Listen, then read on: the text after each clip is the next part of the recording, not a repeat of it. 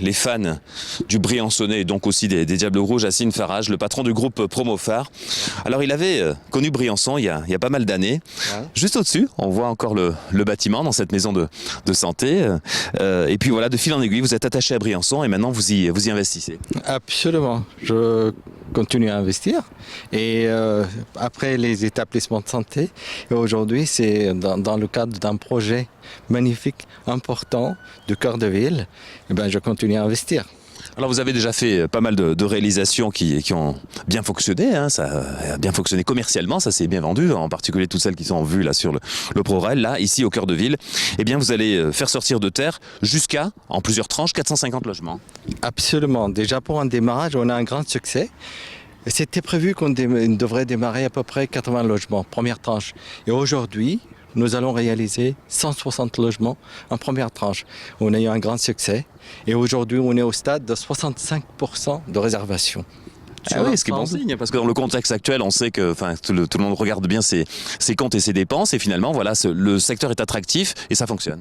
Ça fonctionne parce que on répond à toutes les attentes. Et il faut dire aussi, on fait quand même une communication le plus large possible dans la région PACA, aussi sur le plan national.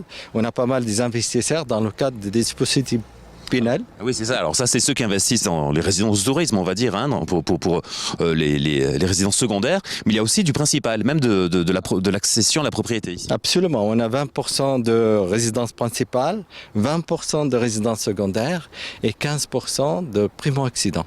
Et on a 5% du commerce et bureaux. Alors ça y est, les anciens bâtiments du régiment de la neige sont tombés. On voit ces derniers monticules de terre qui vont être évacués. Et juste en face, eh bien voilà, vont sortir de terre ces bâtiments. Livraison espérée, les premiers pour les 150 premiers logements 160 logements, livraison prévue 18 mois après le démarrage de chantier. Et le démarrage de chantier, c'est prévu le mois d'avril, le mois prochain, le deuxième quinzaine d'avril. À Briançon, de la chance, hein, c'est l'une des dernières villes un peu dans la région où l'on voit autant de grues, autant de constructions grâce à des investisseurs comme vous, mais comme aussi Domitis qui investit juste en face, la famille Aurousse de Gap qui fait le multiplex en cinéma, la médiathèque, etc. Alors on va y revenir. Bonjour. Bonjour, bienvenue chez Promophare. Venez nous présenter Valérie les résidences qui vont sortir de terre ici même pour que vous vous rendiez compte un petit peu de la beauté des réalisations qui vont voir le jour ici au cœur de Briançon. Donc on a Berwick, du nom de l'ancienne caserne. Hein. C'est ça, tout à fait. Donc la résidence Berwick qui va être située dans le parc de 3 hectares, donc qui sera vraiment au calme et au cœur de l'écoquartier. Si on continue. Alors ça porte évidemment le nom souvent des bâtiments du secteur, donc les terrasses du Lautaret, hein, c'est ça. Du Lautaret, donc qui sera sur l'avenue du Lautaret qui dominera tout l'écoquartier, avec une vue magnifique sur la ville et sur les pistes du ProRail. Colo, du nom aussi de l'ancien casernement. Hein. Oh, tout à fait, donc la résidence Colo qui se trouvera le long de l'avenue du Général Barbeau, avec des commerces au pied et de l'accès au garage qui seront en sous-sol pour les 3 résidences. Et puis enfin, la Courtine. La résidence La Courtine, donc un petit bâtiment collectif avec des jardins privatifs au pied. Et puis une petite résidence avec un rez-de-chaussée plus 3 niveaux. Très agréable aussi au cœur de l'écoquartier. Ben voilà qui fait envie. Si je vous demande l'heure, Valérie. 1 heure de moins, voilà. Oui, voilà.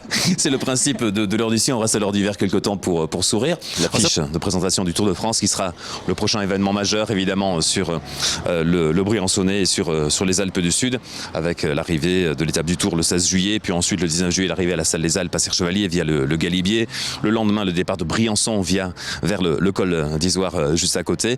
Et puis encore le surlendemain, l'étape d'Embrun vers Salon de Provence. On aura 1000 fois l'occasion d'en reparler. On rejoint tout ce beau monde.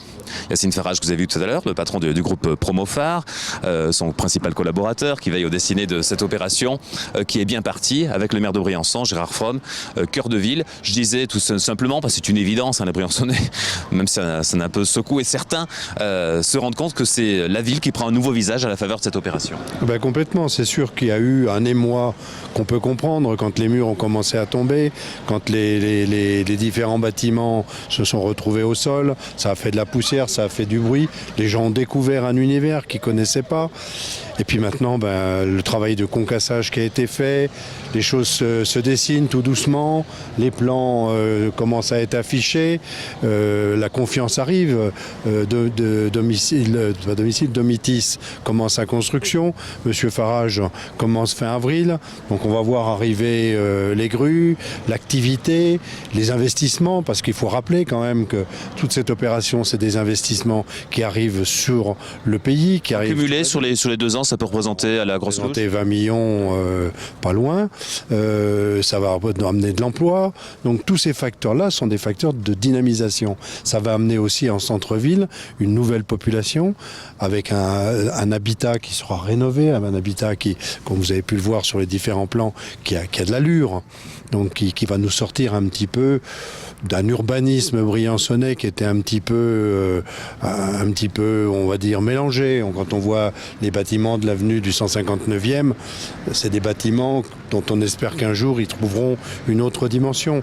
Et donc ce qui va se passer derrière, eh bien, c'est vraiment la nouveauté. Et puis la grande nouveauté dans tout ça, c'est la mixité sociale qui a été voulue et par la ville et acceptée par le promoteur, où il y a des lots avec de l'habitat social, avec de la primo-accession et du résidentiel. Les trois vivent sur le même lieu. Et on peut y ajouter encore la dimension loisir avec le multiplex qui va finir par se faire, plus la médiathèque. La médiathèque et puis tout un tas d'autres choses qui vont forcément en découler.